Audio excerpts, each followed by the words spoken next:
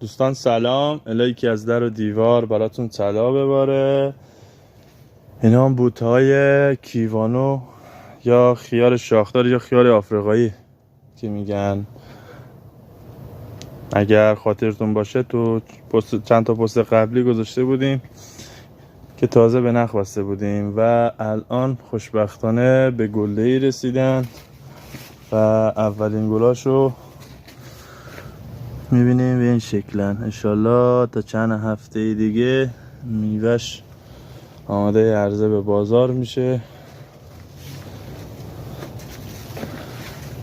با این تراکم.